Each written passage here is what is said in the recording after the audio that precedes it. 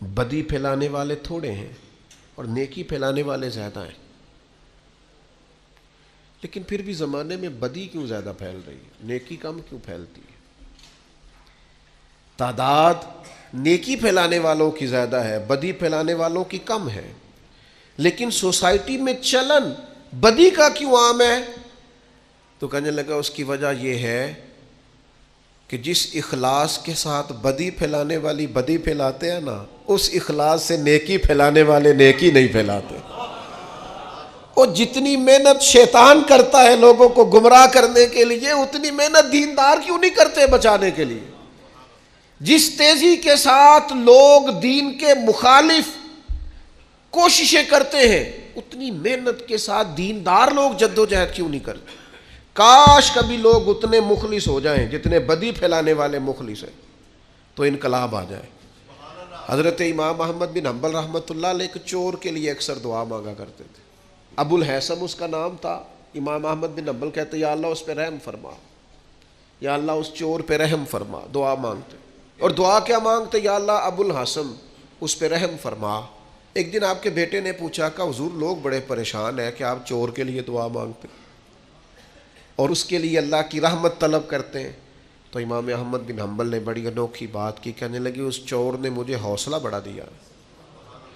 آپ فرمانے لگے دین کی ایک بات کرنے کی وجہ سے جب مجھے بادشاہ نے گرفتار کیا اور مجھے تھانے لے جایا گیا اور کوتوال مجھے بند کر رہا تھا، تو میں دیندار آدمی تھا، ساری زندگی پڑھنے پڑھانے والا تھا۔ سارے مجرم نہیں جیلوں میں جاتے، جیلوں میں تو حضرت یوسف علیہ السلام جیسے لوگ بھی رہے ہیں۔ فرماتے ہیں مجھے لے جایا جا رہا تھا تو کچھ کیفیات تھیں کہ لوگ کہیں گے جناب جیل میں۔ ارشاد فرماتے ہیں کہ میں ابھی کوتوال مجھے تھانے لے کے گیا کہ وہ چور آیا اور آ کے کہنے لگا امام صاحب زمانہ جو مرضی کہے، میں جانتا ہوں آپ کی غلطی کوئی نہیں، آپ نے حق بیان کیا ہے۔ کہنے لگا حضور میں چور ہوں، میرے وجود پر اب 1 انچ جگہ نہیں جہاں کوڑا نہ پڑا ہو، سارا وجود کوڑے کھا کھا کے زخمی ہے، ہر شہر کے ہر کوتوال کے پاس گویا ہر تھانے میں میرا نام لکھا ہے، چوری کے لیے مار کھاتا ہوں کبھی گھبرایا نہیں۔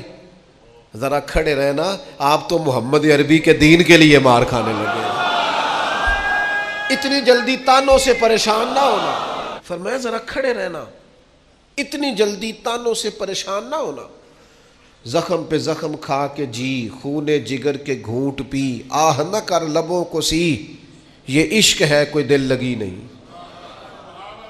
ذرا ٹھہرنا پھر اگر آپ اس کام کے لیے آئے۔ آپ فرماتے ہیں مجھے اس کی بات نے اتنا حوصلہ دیا کہ پھر مجھے کسی چیز نے پریشان ہی نہیں کیا۔ میں دعا کرتا ہوں اللہ اس پر۔ یہاں تو لوگ حوصلہ توڑنے آتے ہیں، لوگوں کا لوگ حوصلہ توڑتے ہیں، ذرا کو بچہ دین کی طرف بڑھتا ہے سوال جواب شروع کر دیتے، وہ تو ہونے ہی داڑھی رکھ لئیے۔ میں کہا جی تسی دسیا جی ذرا کدوں کو رکھنی چاہیے سی، لکھ دیں ذرا۔ آپ ابھی سے ادھر نکل گئے تو آپ بتا دیں جناب کس وقت نکلنا چاہیے تھا۔ آپ ابھی سے، وہ ابھی کا کیا مطلب ہوتا ہے؟ اس وقت شعور کی آنکھیں کھل جاتی ہیں، سارے دین پہ عمل کرنا فرض ہو جاتا ہے، پھر آپ کمزور کیوں ہوتے ہیں؟ تو میرے عزیز تانا زنی، کمزوری، یہ تو لوگ، حضرت عبادہ بن صامت رضی اللہ تعالیٰ عنہ فرماتے ہیں مجھے میرے محبوب نبی صلی اللہ تعالیٰ علیہ وسلم نے وصیت فرمائی تھی اور میں نے اپنی زندگی میں وہ باتیں اپنے دل کے ساتھ گرہ کے ساتھ باندھ کے رکھی اور مجھے بڑا فائدہ دیا انہوں نے۔ آپ فرمایا کرتے تھے رسول اللہ صلی اللہ علیہ وسلم نے مجھے حکم دیا تھا کہ میں مساکین سے محبت کروں اور ان کے قریب رہا کروں، اور میرے نبی پاک علیہ السلام نے مجھے فرمایا تھا کہ میں اس بندے کی طرف دیکھوں جو مالی حیثیت میں مجھ سے کم ہے، جو زیادہ ہے اس کی طرف نہ دیکھوں۔ اور فرماتے ہیں پھر کریم محبوب صلی اللہ تعالیٰ علیہ وسلم نے مجھ سے فرمایا کہ میں ہمیشہ صلہ رحمی کروں، اگرچہ کوئی بندہ مجھ سے تعلق توڑے، منہ پھیرے، پھر بھی میں نیکی کرتا رہوں۔ اور اللہ کے حبیب علیہ السلام نے مجھ سے فرمایا کہ کوئی چیز جب مجھ سے مانگی جائے تو میں فوراً دے دوں، انکار نہ کروں، اور اگر میری پہنچ میں ہو، یہ شارحین حدیث نے لکھا ہے اگر پہنچ میں ہو تو وہ چیز دے دی جائے۔ اور پھر فرمایا نبی کریم صلی اللہ تعالیٰ علیہ وسلم نے کہ ہمیشہ سچی بات کہنا، چاہے وقتی طور پر لوگوں کو اچھی نہ بھی لگے۔ اور پھر محبوب کریم صلی اللہ تعالیٰ علیہ وسلم نے مجھ سے فرمایا تم دین پہ چل رہے ہو اور اگر کوئی بندہ تمہیں تانا دے، تمہیں ملامت کرے تو پرواہ نہ کرنا، پھر آگے بڑھتے رہنا۔ اور پھر میرے کریم حبیب نے مجھ سے فرمایا تھا لا حول شریف کثرت سے پڑھا کرنا، یہ عرش کے خزانوں میں سے خزانہ ہے، یہ کثرت سے پڑھنا۔ آج آپ دیکھ لیں، ہم نہیں کہتے سچی بات، صرف اس لیے ڈرتے ہیں کہ لوگ تانا دیں گے،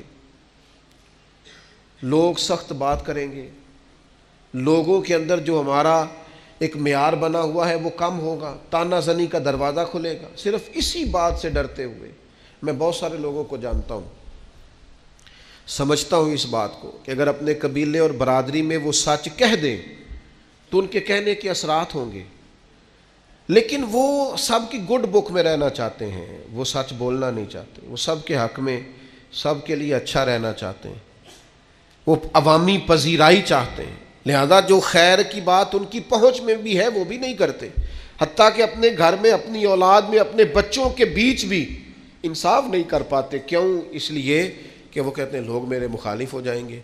تو میرے بھائی، لوگ تو بلا وجہ بھی مخالف ہو جاتے ہیں، کوئی سبب نہیں ہوتا پھر بھی لوگ مخالفت کرتے ہیں۔ آپ دیکھیں، پیچھے سے دیکھتے ہیں انبیاء، صلحاء، صحابہ، اتقیاء، اولیاء، دیکھتے ہیں آپ کون ہے جو لوگوں کی پذیرائی اور لوگوں کی گڈ بک میں ہمیشہ رہا ہے۔ اگر بڑے لوگ بھی تعریف کرنے والے آپ کو ملیں گے تو ڈھیر سارے تنقید کرنے والے بھی ملیں گے۔ بہت سارے لوگ آپ کو ملیں گے جن کے لب و لہجہ تیر سے زیادہ سخت ہے، جن کی آنکھوں کے اندر آپ کے لیے اتنے سخت تیر ہیں کہ وہ بعض اوقات جملوں سے زیادہ سخت محسوس ہوتے ہیں۔ کیسے آپ گزارا کریں گے؟ اس لیے بہترین یہ ہے لوگوں کو دیکھ کر راہ کا تعین نہ کریں، رستے کا تعین رب رسول کی رضا دیکھ کر کریں، اور پھر اس پر چلتے جائیں، سفر کریں۔ اللہ کے پیارے حبیب علیہ السلام نے فرمایا، حضرت ابو سعید خدری رضی اللہ تعالیٰ عنہ حدیث کے راوی ہیں، مسند امام احمد بن حنبل میں موجود ہے، حضور علیہ السلام نے فرمایا تم میں سے کوئی شخص اگر کوئی ایسا موقع دیکھے جہاں اللہ کے احکام کو توڑا جا رہا ہے تو اسے چاہیے کہ وہاں بات کہنے میں حقارت محسوس نہ کرے، تبلیغ کر دے، بات کہہ دے، لوگوں کو بتا دے۔ اور فرمایا اگر ایسا نہیں کرے گا تو اللہ قیامت کے دن اس سے پوچھے گا وہاں تجھے بات کرنی چاہیے تھی، تو نے کیوں نہیں کی؟ تو عرض کرے گا یا اللہ میں لوگوں سے ڈر گیا تھا۔ تو حضور فرماتے، رب فرمائے گا میرا زیادہ حق تھا کہ تو مجھ سے ڈرتا، لوگوں سے ڈر گیا ہے، تجھے مجھ سے ڈرنا چاہیے تھا۔ اور یاد رکھیں جو اللہ سے ڈرتا ہے پھر وہ کسی اور سے نہیں ڈرتا۔ آپ خیر کی بات کہہ دیں، وہ ہمارے بزرگ تھے، مجھے بات بڑی پسند ہے سادی سی پر بڑی انوکھی ہے۔ بازار میں سفر کر رہے تھے، جا رہے تھے تو ایک عورت کو دیکھا بغیر پردے کے، گلے میں دوپٹہ ڈالے جا رہی ہے۔ تو حضرت صاحب چہرہ ادھر کیا ہوا ہے، پتر مسلمانہ دی بیٹی ہیں، مسلمانہ دا ملک ہے، میرا پتر سر کج۔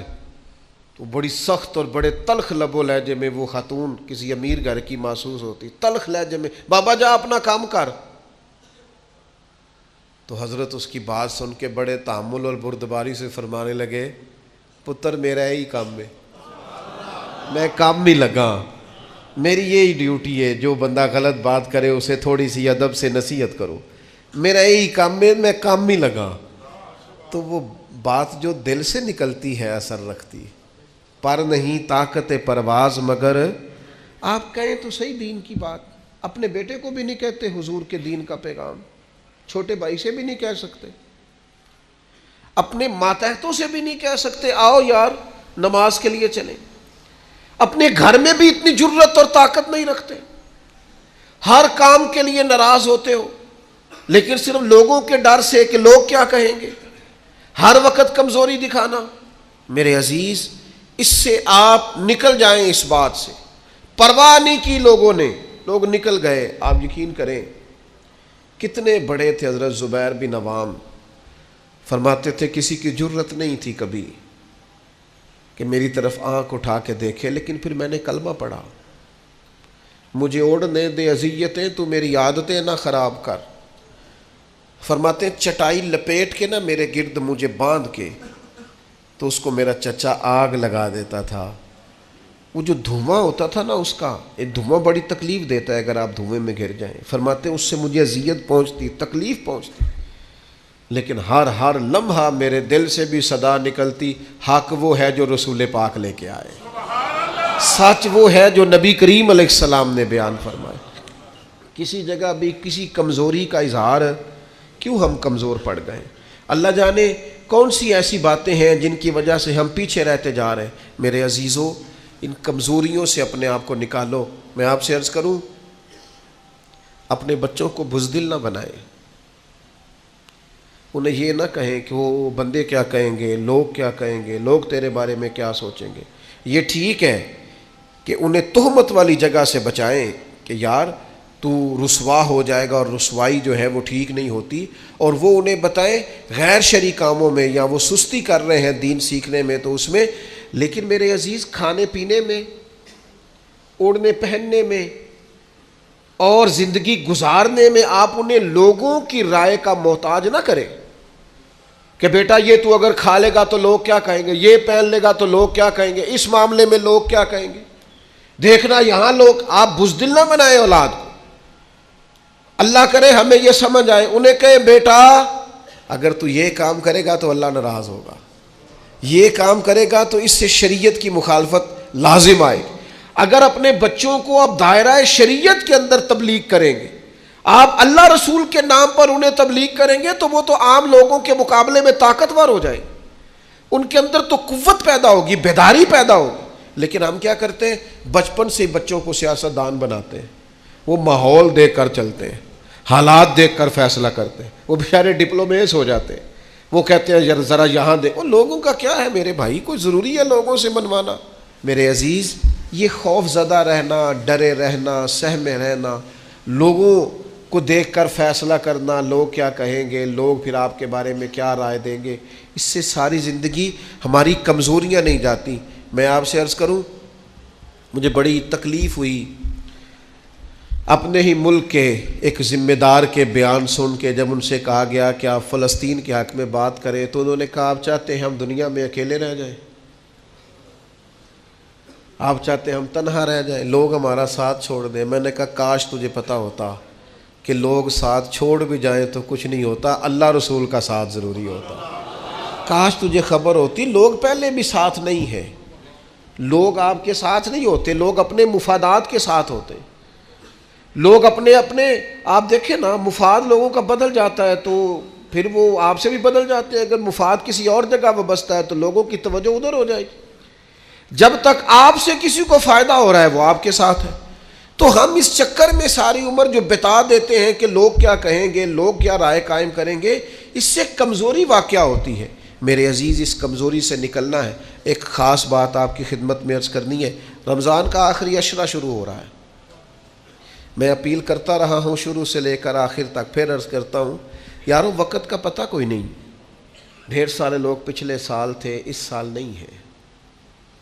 میں اپنے کچھ سنگیوں کو جانتا ہوں جو وقت پہ آتے تھے، جمعہ پڑھنے کے لیے جمعرات کو آ جاتے تھے، لیکن پھر اللہ کا حکم ہوا وہ چلے گئے، رخصت ہو گئے دنیا سے۔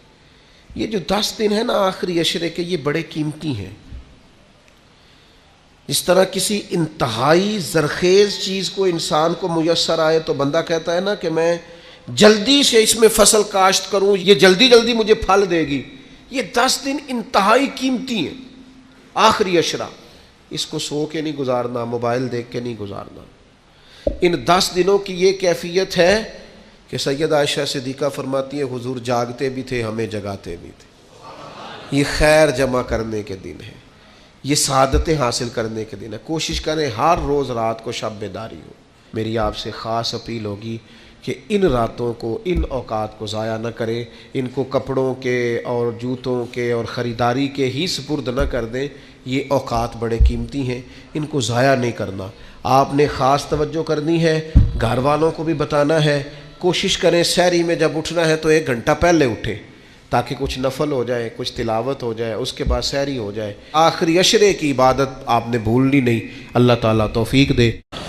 تو وجود سارے کا سارا حضور کا رحمت کاملہ ہے۔ نبی پاک کا مسجد نبوی شریف میں بیٹھ کر پیغام دین دینا بھی رحمت ہے، اور حضور اگر اسلحہ پہن کر بدر کے میدان میں آ جائیں، اللہ کے دین کو نافذ کرنے کے لیے دست مبارک میں تلوار اٹھا لیں، تو یہ بھی کائنات کے لیے رحمت ہے، یہ بھی فضل ہے۔ کیوں؟ اس لیے کہ اگر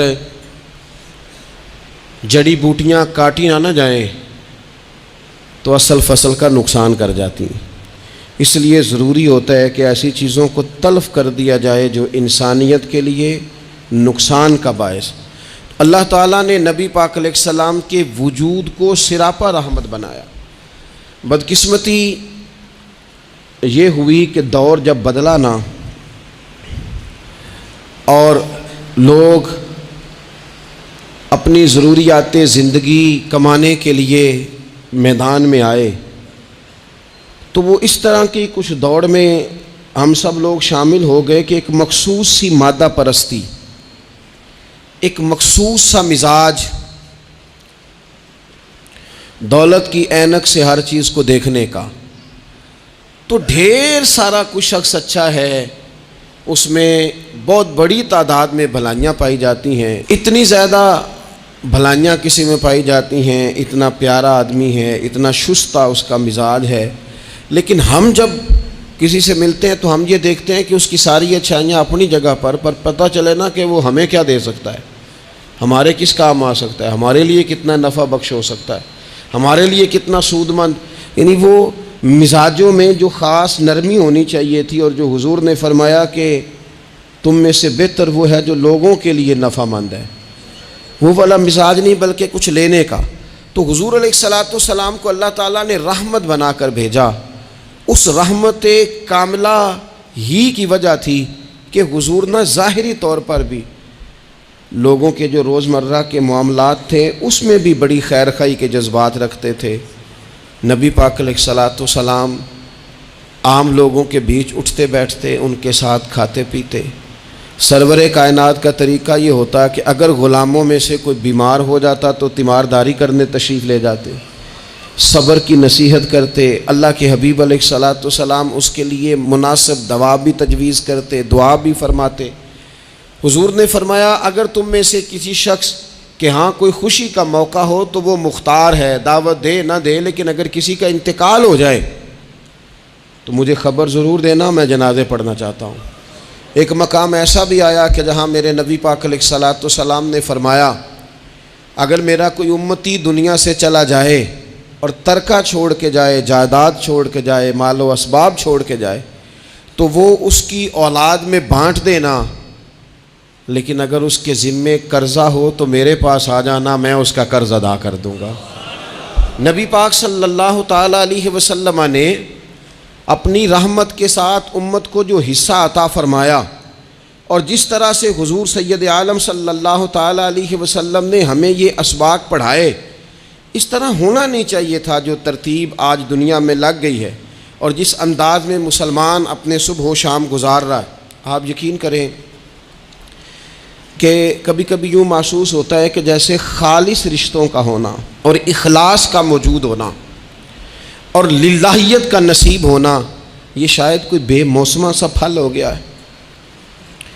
شاید یہ کہ اب ڈھونڈنے سے، تلاش کرنے سے بھی ایسی چیزیں میسر نہیں آئیں گی کہ لوگ اللہ تعالیٰ کی رضا کو پیش نظر رکھیں۔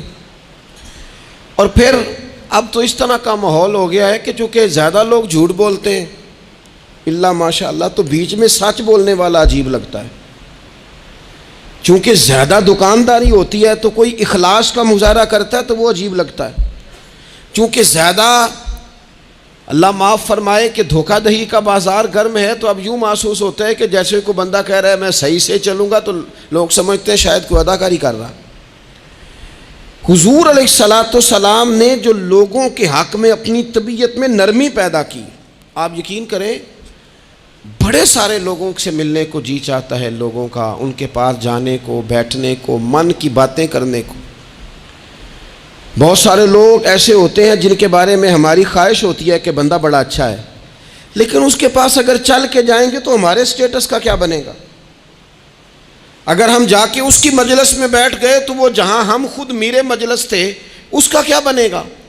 اگر ہم کسی شخص کی طرف بڑھ گئے، آگے بڑھ کے ہم نے 2 قدم آگے جا کے گرم جوشی سے اس کا استقبال کیا تو کوئی شخص یہ نہ سمجھ بیٹھے کہ یہ تو کوئی لو سٹینڈرڈ رکھتا ہے۔ ہم نے وہ اس طرح کے بیج بوئے ہیں انانیت کے کہ ڈھیر ساری تکلیف لوگوں کو ہماری وجہ سے ہوتی ہے، بہت سارے لوگ آزمائش کا شکار ہوتے ہیں، بعض لوگ آ جائیں، لوگ ڈھب سے کھانا نہیں کھا پاتے، لیکن وہ خاص رحمت اور وہ خاص نرمی جو نبی کریم نے ہمیں عطا فرمائی ہے، یار یہ کتنا، میں آپ کو ذاتی بات بتاتا ہوں، اپنے مخالف کو، گالی دینے والے کو، زندگی کے کسی کونے میں برا کہنے والے کو معاف کرنا بڑا مشکل کام ہے۔ کسی شخص نے 30 سال پہلے بھی کبھی آپ کو کوئی سخت لفظ کہا ہو تو وہ بندہ سامنے آئے تو بات یاد آ جاتی ہے، یار اس نے یہ کہا تھا، باتیں کھٹکتی ہیں۔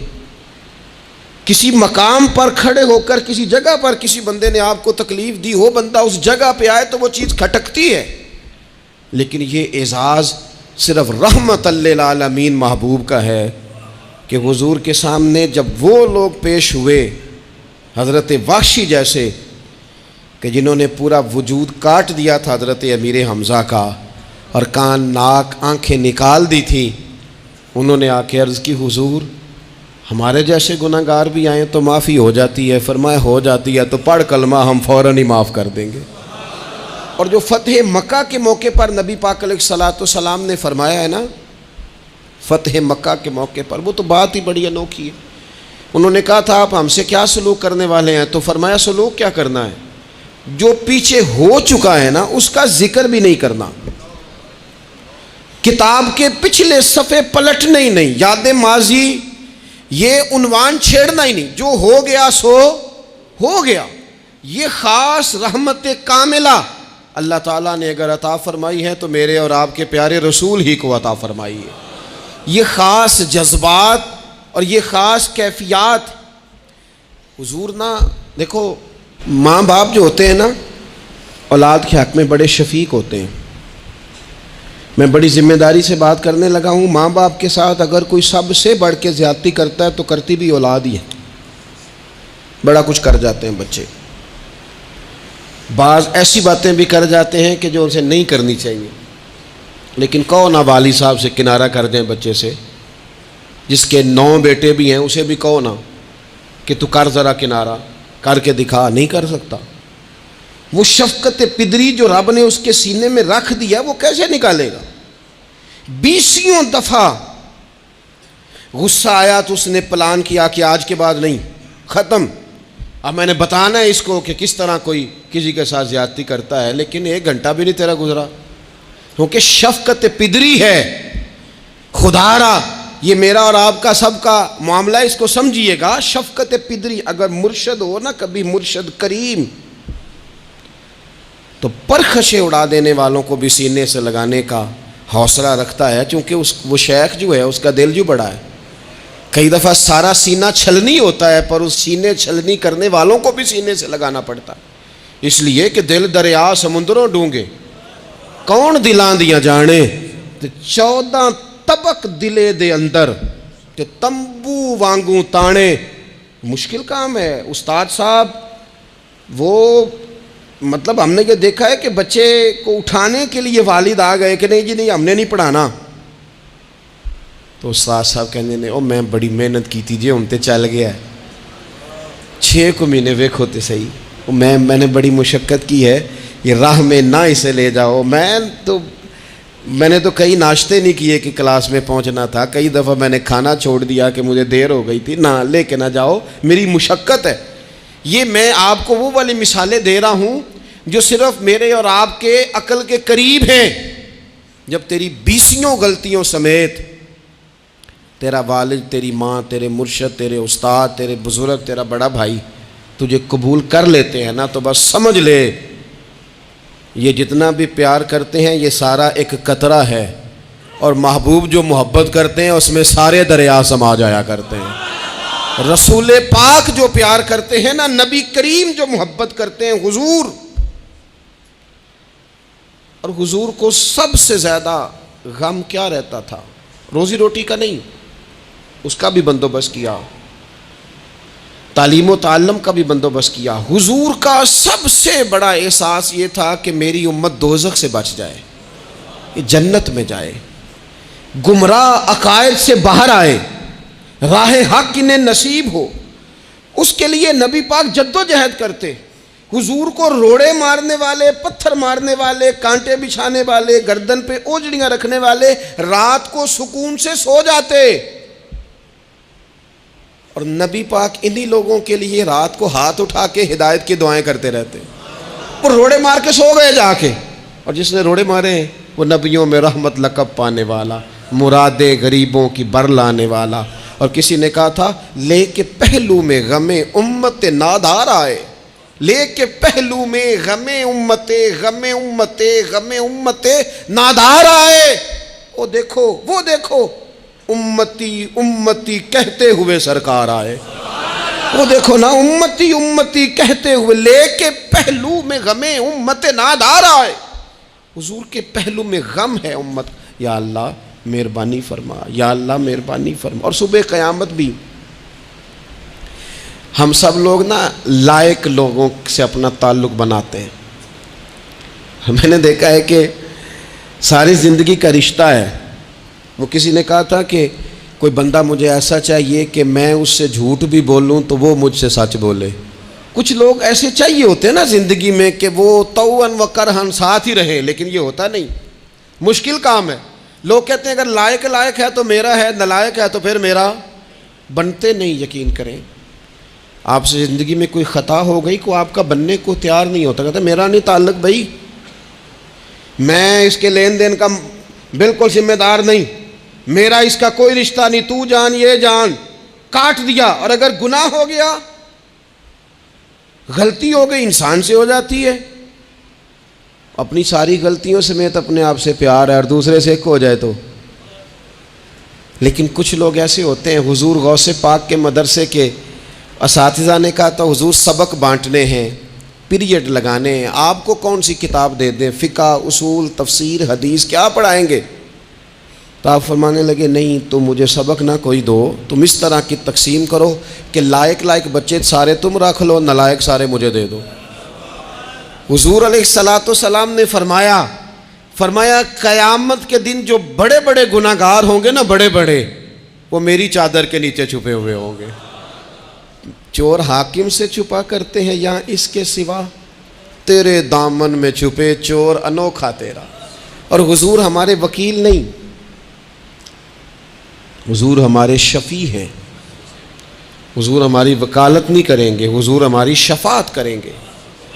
وکیل وہ ہوتا ہے جو کٹہرے میں کھڑا ہو کے جج صاحب سے کہتا ہے اس نے کوئی جرم نہیں کیا، بلا وجہ الزام لگایا گیا ہے، اس نے کوئی خطا نہیں کی، یہ ذاتی اناد پال رہے ہیں، یہ بندہ ہی بڑا اچھا ہے، یہ تو تھا ہی نہیں موقع پہ، اس نے تو کیا ہی کچھ نہیں، وکالت کرتا ہے اسے معاف کر دو، یہ وکیل ہوتا ہے۔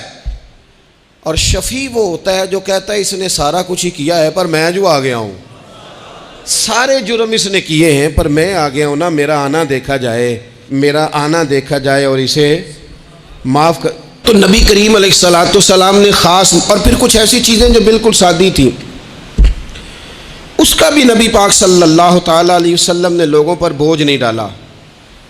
حضرت سیدنا ابن مسعود رضی اللہ تعالیٰ عنہ فرماتے ہیں، مسلم شریف میں موجود ہے، کہتے ہیں حضور ہمیں کبھی کبھی واز سنایا کرتے تھے، ہر روز تقریر نہیں سناتے تھے۔ یا رسول اللہ صلی اللہ علیہ وسلم ہمارا دل کرتا ہے، فرمایا میں نہیں چاہتا کہ تم تکلیف میں آ جاؤ۔ حضور فرماتے ہیں میں لمبی نماز پڑھانا چاہتا ہوں، پیچھے سے کوئی بچہ رو پڑتا ہے، میں اللہ کی نماز مختصر کر دیتا ہوں۔ نبی پاک صلی اللہ تعالیٰ علیہ وآلہ وسلم کی عادت مبارکہ تھی، حضور سواری پہ چل رہے ہوتے تھے تو کوئی غلام ساتھ چلنا چاہتا تھا تو فرماتے تھے میرے ساتھ آ کے سواری پہ بیٹھ جا۔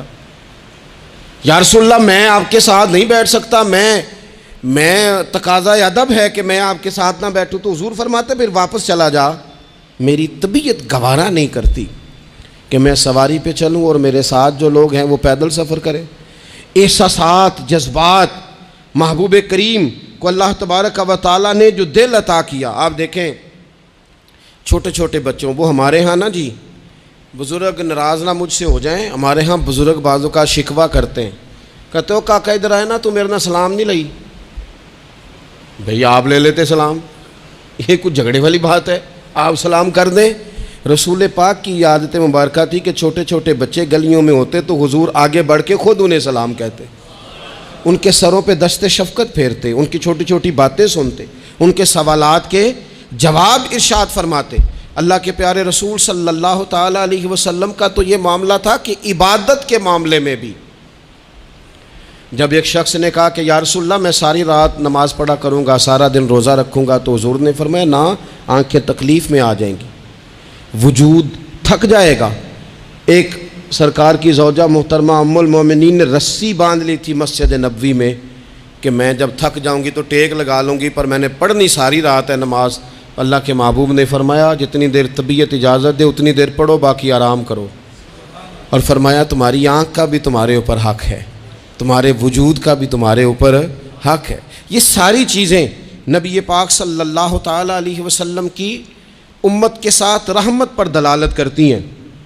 اسی طور پر آپ دیکھیں کہ نبی کریم علیہ السلام نے 2-3 دن تراویح پڑھی، پھر صحابہ جمع ہو گئے، زیادہ لوگ آ گئے تو سرکار اندر سے باہر ہی نہیں آئے، حجرے میں رہے۔ فجر کے وقت آئے تو فرمایا مجھے پتہ تھا تم سارے انتظار میں ہو اور تم نے دیر تک میرا انتظار کیا، میں جان بوجھ کے نہیں آیا۔ کیوں نہیں آئے یا رسول اللہ صلی اللہ تعالیٰ علیہ وسلم؟